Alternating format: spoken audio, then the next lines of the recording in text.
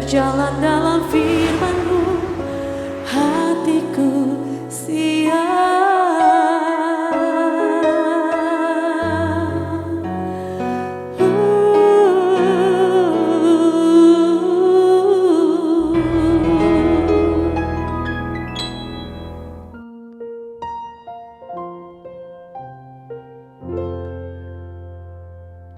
Salam, God lover yang dikasih oleh Tuhan Yesus. Apa kabarnya? Kiranya semua dalam keadaan sehat, diberkati Tuhan, dan bisa berkumpul di rumah dengan sukacita bersama dengan keluarga. Karena Tuhan ingin kita menikmati hari-hari kita itu selalu ditutup dengan istirahat yang baik di rumah. Tuhan ingin memberkati kita, ingin memulihkan segala sesuatu dalam hidup kita. Kalau saat ini kita sedang menghadapi pergumulan, tekanan, bahkan mungkin ada yang stres dengan berbagai persoalan yang ada, ini waktu terbaik untuk bisa mengalami kelegaan, mengalami kelepasan, yaitu dalam hadirat Tuhan. Kita akan memakai beberapa waktu ini untuk menghampiri tata kasih karunia Tuhan, memuji menyembah Tuhan, merenungkan kembali firman-Nya. Ingat selalu apa yang Tuhan katakan kepada kita. Marilah kepadaku semua yang letih lesu dan berbeban berat, aku akan memberi kelegaan kepadamu. Mari kita datang kepadanya dalam doa. Bapa di surga, kami ucap syukur anugerah-Mu luar biasa. Kami semua boleh menghampiri tata kasih karunia-Mu tanpa perasaan takut ditolak, takut untuk dihakimi, karena darah Yesus Kristus sudah membayar lunas dosa-dosa kami. Bapa, kami membawa persembahan syukur kami lewat pujian penyembahan kami. Kami juga membawa semua beban, masalah, tekanan hidup kami, semua pergumulan hidup kami. Karena hanya di dalam Engkau kami beroleh kekuatan, hanya di dalam Engkau kami beroleh pertolongan, hanya di dalam Engkau Bapa kami boleh alami kelepasan di jiwa kami, sehingga ada kelegaan, ada sukacita dan damai sejahtera yang boleh kami nikmati. Ini kami Bapa, dalam nama Tuhan Yesus kami menghampiri-Mu. Amin. Terima kasih Tuhan. Kami bersyukur atas segala kebaikan Tuhan. Terima kasih sepanjang hari ini Tuhan, Kau sertai perjalanan hidup kami. Kami mulai aktivitas kami dan malam hari ini kami menghampiri tahta kudus Tuhan. Karena segala yang bernafas memuji memuliakan Tuhan. Haleluya. Terima kasih. Ku bersyukur Bapa. Ku bersyukur Tuhan buat kasih setiamu di dalam hidupku. Ku bersyukur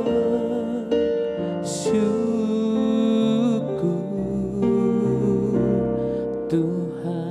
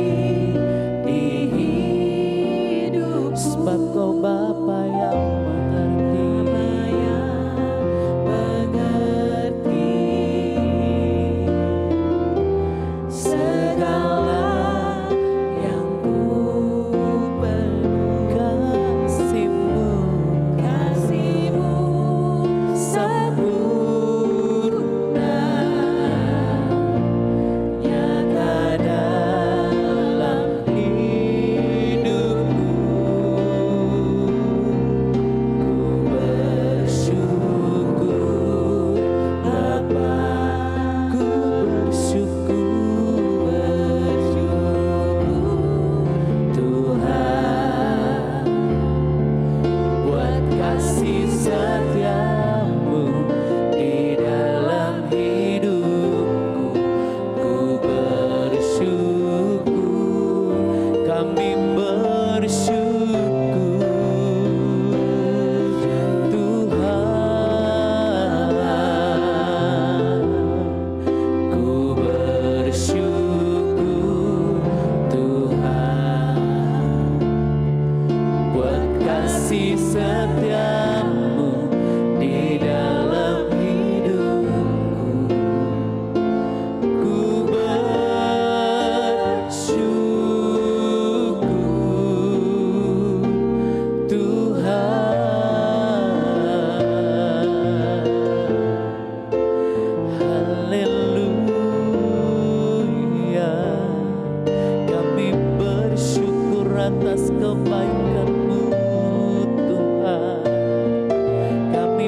bersyukur buat kasih setiamu.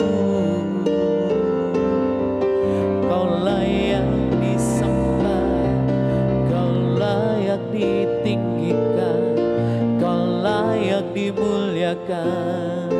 Glory bagimu, Yesus Tuhan. Kaulah segalanya, Kau batu penjuru kami, Yesus. Haleluya. Terima kasih Tuhan, terima kasih Bapa, sebab Kau layak diagungkan. Dengan apa kan ku balas segala kebaikan-Mu? Segenap hatiku menyembah-Mu, Yesus. Ku bersyukur padamu. Dengan apa kan ku balas segala kebaikan-Mu? Segenap hatiku menyembah-Mu, Yesus. Ku bersyukur padamu selamanya.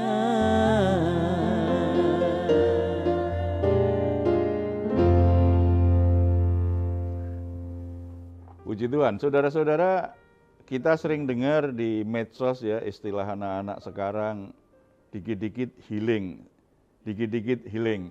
Saya butuh healing nih, saya butuh healing nih dalam banyak hal. Kalau ditanya kenapa butuh healing, saya lagi kena mental nih di kampus, kena mental nih di pekerjaan, gitu ya.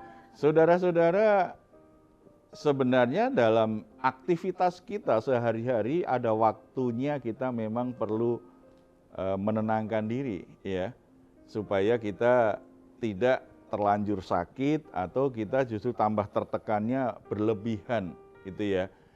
Untuk anak-anak muda kan kalimat healing gitu, kalau aku butuh healing sebenarnya yang dipikirkan refreshing sih, keluar dari rutinitas yang menekan jiwanya, hubungan yang lagi bermasalah atau tekanan-tekanan yang lain, dia ingin keluar dari hal itu. Satu sisi nggak salah, itu baik-baik saja, asal jangan setiap bulan healing, berarti nggak punya daya tahan untuk menghadapi tekanan, itu juga nggak baik. Tetapi sisi yang lain bagi orang yang sudah dewasa, orang tua, itu perlu. Sebab kalau tidak, tekanan pekerjaan, tekanan konflik, ketegangan dalam hubungan, masalah-masalah yang ada, kalau kita terus bekerja, itu tidak hanya membuat jiwa kita semakin tertekan, tetapi secara fisik kita juga nggak tahan. Makanya nggak heran ada yang kadang-kadang jadi jatuh sakit kan, karena terlalu kelelahan, belum lagi stresnya nggak hilang, tambah lagi ini. Nah, kalau itu terjadi masalahnya bisa kemana-mana. Nah, kita akan sharing tentang hal ini, bahwa ternyata Tuhan mengajar kita juga, kita perlu healing nih. Ya, cuma healing seperti apa? Kita dengarkan dulu kisahnya. Mungkin ada yang punya cerita, punya kisah memaksakan diri untuk kerja begitu nggak kenal waktu, akhirnya justru sakit atau ada masalah lain gitu. Siapa yang mau cerita? Saya Pak. Ya. Baru-baru ini saya punya sedikit cerita ya. Ketika sibuk dengan pekerjaan, tapi saya bukan mempermasalahkan atau menyalahkan pekerjaan saya ya Pak, tapi karena saya terlalu memforsir diri saya gitu. Dari pekerjaan, pelayanan, mungkin pelayanan juga lumayan gitu. Tapi bukan mengeluh, puji Tuhan masih dipercaya gitu. Tapi baru 3 minggu yang lalu saya harus operasi. Iya. gitu. Karena sebenarnya operasi itu harusnya di tahun lalu. Cuman karena di tahun lalu saya banyak kegiatan dan akhirnya tertunda dan memang cuti saya sudah habis. Saya memikirkan itu, kalau saya operasi berarti saya harus kehilangan salary gitu kan, karena cutinya sudah habis gitu. Jadi di tahun ini sakit yang saya alami, yang saya derita itu semakin membesar dan diharuskan harus operasi. Karena bukan ususnya yang turun, tapi lemak juga sudah menumpuk gitu. Jadi pas operasi itu yang dibenarkan atau yang diperbaiki bukan hanya usus, tapi mengeluarkan lemak hampir 1 kilo gitu. Nah setelah operasi dan puji Tuhannya hari besarnya Muslim, Lebaran. Nah karena dari kantor saya ada sampai 10 hari cuti bersama, jadi saya manfaatkan itu. Dan ternyata setelah itu saya masih sakit, dan sampai sekarang juga saya masih merasa sakit gitu. Ketika mau masuk kerja ternyata ada dispensasi dari pimpinan saya. Nah ternyata kalau sakit dan dirawat itu tidak dianggap cuti tapi sakit, sehingga saya harus ambil surat dari dokter. Jadi supaya salary-nya nggak dipotong, cuti saya juga nggak habis gitu. Dan kebetulan pas saya masuk kerja, karena sudah lama anak saya merasa enak, nyaman, saya di rumah hampir sebulan. Ketika saya masuk kerja, anak saya demam, Pak. Karena saya tinggal gitu. Dia merasa bapak saya akan selamanya nih di rumah bareng saya gitu kali. Dan dia sampai saya video call dari kantor itu, dia nangis sejadi-jadinya. Kangen papa, pengen ikut kerja gitu. Dan akhirnya saya memutuskan untuk pulang setengah hari. Dan malamnya dia demam. Itu sih Pak pengalamannya, tapi saya bersyukur penyakitnya sudah lenyap. Dan saya bersyukur Tuhan masih memberikan saya kesempatan untuk hidup kedua kali. Iya. Problem orang-orang yang rajin itu nggak kenal diam. Jadi kalau nggak kerja malah gelisah. Kerja terus, jadwalnya padat sekali, sehingga tubuhnya nggak sanggup untuk menanggung semua aktivitas itu, bisa menimbulkan banyak penyakit. Bahkan kadang-kadang seperti Manik tadi lah, sudah tahu sakit pun terus jadwalnya dipenuhi semuanya dengan berbagai alasan, termasuk kegiatan pelayanan kan. Jadi merasa berdosa kalau tidak melayani, padahal tidak melayaninya bukan karena nggak mau, karena memang kondisi fisik yang harus dibatasi itu pelayanan. Tetapi kadang-kadang ada perasaan bersalah. Nah ketika situasi seperti ini itu menekan jiwa kita, menekan tubuh kita jadi bermasalah, termasuk kesehatan pasti ya. Tuhan saja sudah mengajar kita, Tuhan saja mengenal yang namanya hari Sabat loh.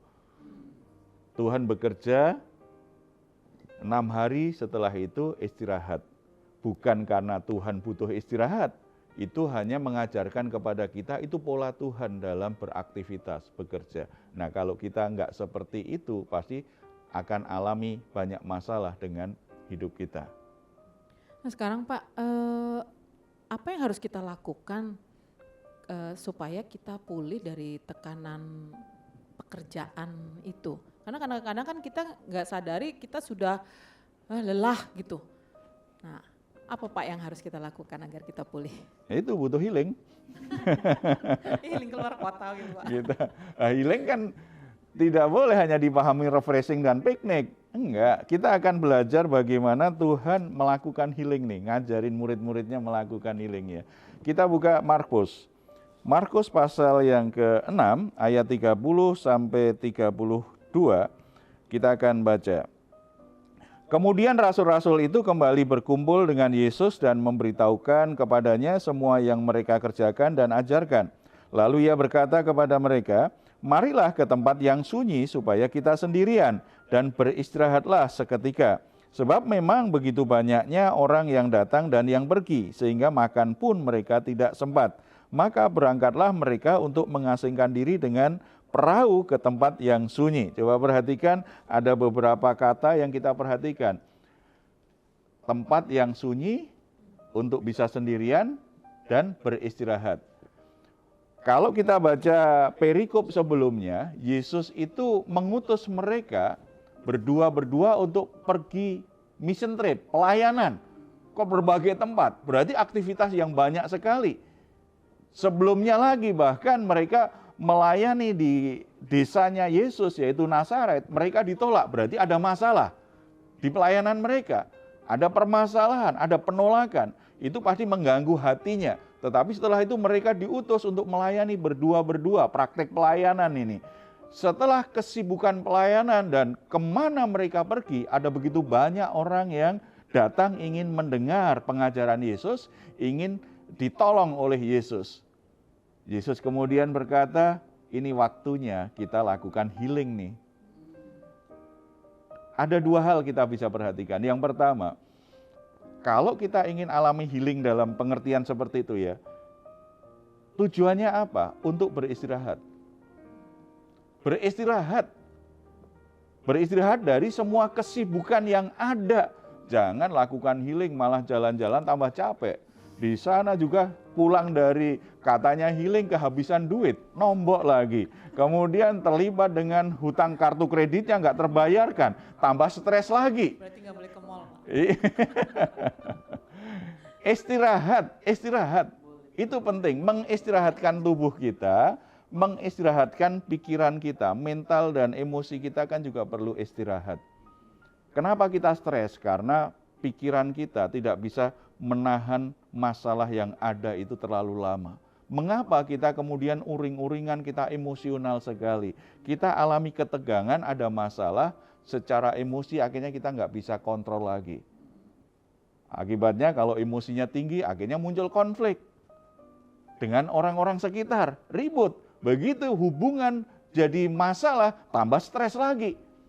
Pelariannya apa? Healing, malah jalan-jalan, pengeluaran terlalu banyak. Nggak menyelesaikan masalah, istirahat gitu ya, istirahat. Jadi kalau toh mau pergi, lebih banyak istirahat, nikmati keindahan alam, nikmati suasana bersama-sama, nggak ada masalah. Istirahat itu, jadi masalahnya istirahat nggak? Kalau pergi ngopi dengan teman, istirahat nggak ada masalah sebenarnya, kan istirahat. Waktu untuk beristirahat, tetapi yang paling bagus istirahat itu, di situ kita bisa lakukan perenungan pribadi. Kita bisa kembali evaluasi perjalanan hidup kita, aktivitas kita. Kita mungkin sangat kelelahan, kita jadi sangat tertekan, jangan-jangan memang terlalu banyak pekerjaan yang harus kita ambil. Melebihi yang diberikan kepada kita sebagai tanggung jawab. Kita itu kalau semangat kan semuanya mau. Apalagi itu pekerjaan yang kita sukai, semuanya mau diambil, semua mau dikerjakan. Kita lupa bahwa tubuh itu ada batas kekuatannya. Kita lupa bahwa tubuh kita, pikiran kita, mental kita ada batasnya. Kalau itu sudah melebihi kapasitas yang sanggup kita tanggung, kita pasti stres. Kita pasti kelelahan secara fisik maupun secara psikis. Kalau itu terjadi, kita benar-benar jadi orang yang sangat bermasalah. Orang seperti itu, akhirnya hubungannya cenderung juga jadi buruk dengan orang sekitarnya. Nah, kalau uring-uringan terus, mudah emosi, kita dekat dengan orang seperti itu aja juga nggak mau kan? Itu seperti lagi mendekati harimau yang baru beranak itu. Begitu didekatin sangat galak sekali. Enggak. Kita butuh istirahat, dan istirahat terbaik kalau kita lakukan perenungan, kita berdoa, kita minta hikmat Tuhan, minta mencari kehendak Tuhan untuk kita lakukan sebelumnya seperti apa, itu sangat bagus sekali, gitu ya. Perlu kita lakukan, itu yang Yesus ajarkan. Kita butuh istirahat yuk. Kita butuh istirahat. Sebab sebelumnya pelayanan mereka padat sekali, makan saja kan tidak sempat. Berarti sibuk sekali itu.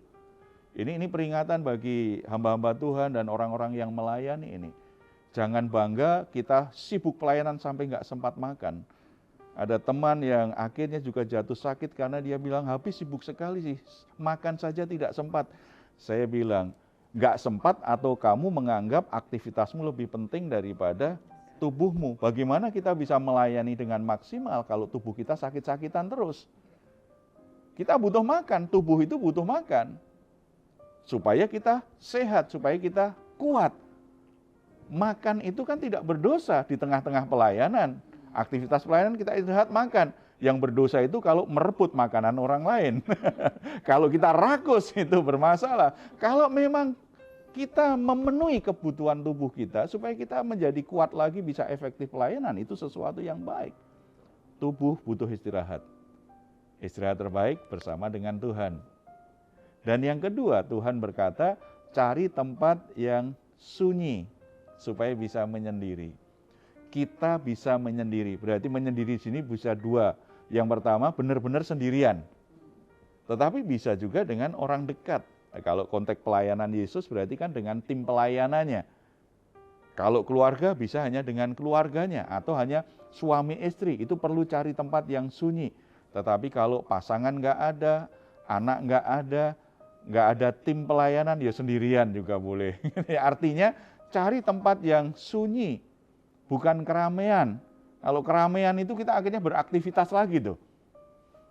Cari tempat yang sunyi supaya bisa menyendiri. Artinya benar-benar kita memang bisa menikmati kesendirian. Lah kalau suami istri menikmati keberduaan. Gitu ya. Kalau dengan keluarga punya anak, nikmati suasana berdua dengan keluarga. Kalau saya liburan, saya butuh misalnya capek sekali gitu ya. Akhir tahun gitu biasanya saya ajak keluarga. Saya tidak akan kasih tahu teman-teman pendeta yang lain. Karena kalau mereka tahu, biasanya saya dijemput dari hotel, suruh khotbah di gerejanya. Saya mau istirahat bersama dengan keluarga saya. Bukan perjalanan pelayanan. Nah ini kita harus punya komitmen seperti itu. Ya, nikmati waktu bersama-sama lebih banyak. Lebih banyak daripada jalan-jalannya. Nikmati kebersamaan lebih banyak. Jadi tidak usah memenuhi jadwal padat sekali, dari sini harus di sini, harus di sini, harus di sini. Habis itu juga akhirnya justru kelelahan lagi.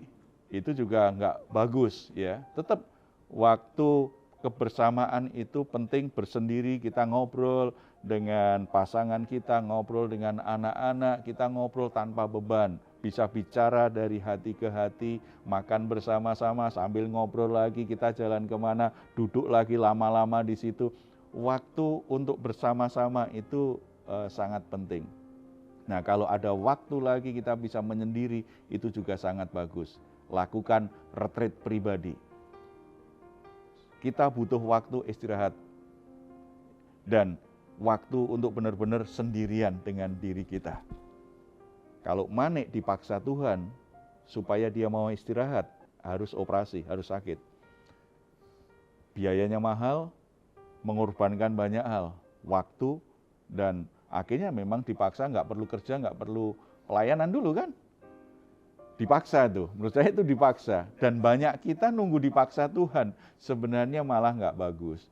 Ketika kita tahu sudah stamina kita turun, kita kelelahan, itu waktu yang paling baik. Kita harus seperti Yesus mengajak murid-muridnya, kita cari tempat yang sunyi. Kita mesti cari tempat bisa sendirian, kita mesti bisa beristirahat. Itu yang Tuhan ajarkan. Jadi saudara cari tempat sunyi, beristirahat, tidak lakukan apa-apa, hanya lebih banyak ngobrol satu sama lain, atau kalau ketika sendiri hanya lebih banyak ngobrol dengan diri sendiri dan dengan Tuhan. Itu sesuatu yang baik. Itu akan menyegarkan hidup kita, menyegarkan jiwa kita, membuat kita akhirnya menjadi efektif untuk pelayanan selanjutnya, untuk bekerja selanjutnya. Kita menjadi pribadi yang efektif. Karena kita lakukan healing yang benar-benar produktif, merubah, memperbaharui. Dan kalau ada luka-luka di hati itu juga cepat disembuhkan dengan segera. Tuhan ajarkan kita seperti itu. Mari kita lakukan healing dengan caranya Tuhan. Amin. Dan Tuhan pasti jadikan kita pribadi yang lebih efektif, bertumbuh menghasilkan buah yang lebih bagus. Kita berdoa. Bapa di surga, kami ucap syukur karena Tuhan sudah ajarkan kepada kami bagaimana harus bekerja, bagaimana menjadi produktif, bagaimana bisa berkembang, bagaimana bisa maksimal. Tetapi Tuhan juga ajarkan kepada kami, ada waktu-waktu tertentu kami butuh istirahat, ada waktu-waktu tertentu kami benar-benar membutuhkan healing secara pribadi. Tuhan, di tengah-tengah kelelahan dan kesibukan kami bekerja, kesibukan kami pelayanan, kiranya Tuhan juga memberi kami kesadaran kapan kami harus istirahat, kapan kami harus berdiam diri sendirian hanya di hadapan-Mu dan dengan orang-orang yang kami kasihi. Kami bisa kembali menumbuhkan keintiman satu sama lain. Kami bahkan juga bisa menikmati keintiman dengan-Mu Bapa, karena ada waktu sendirian bersama-sama dengan Engkau. Kami percaya ketika kami berdiam diri, kekuatan kami menjadi pulih. Amin. Visi kami kembali tajam. Amin. Semangat kami semakin berkobar-kobar. Yes. Stamina rohani kami menjadi semakin kuat. Amin. Jiwa kami semakin tangguh. Tubuh kami semakin sehat. Ampuni kami kalau kami selama ini kadang-kadang menuruti emosi, begitu semangat untuk beraktivitas, bekerja, melayani, tetapi kami tidak mengukur kekuatan tubuh kami. Kami tidak mengukur ketangguhan jiwa kami. Sehingga yang terjadi, kami melayani tetapi kami jadi batu sandungan bagi orang lain. Kami melayani tetapi menelantarkan rumah tangga kami. Kami melayani tetapi kami tidak merawat tubuh kami dengan cara yang benar. Kami bekerja tetapi kami justru menyiksa badan kami sendiri. Sehingga kami kelelahan, kami menjadi sakit. Kami sibuk bekerja tetapi kami membiarkan jiwa kami menjadi sakit. Sementara Tuhan ingin kami terus memuliakan Tuhan dengan tubuh kami. Tuhan ingin kami memuliakan Tuhan dengan sukacita, dengan penuh semangat karena pikiran dan emosi kami sehat.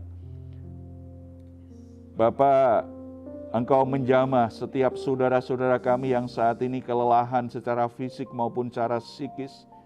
Berikan damai sejahtera, berikan kesehatan kepada mereka Tuhan, dan beri mereka langkah-langkah selanjutnya. Tuntun supaya mereka bisa mengerti bagaimana mulai menyegarkan kembali tubuhnya dan jiwanya dalam Engkau Tuhan.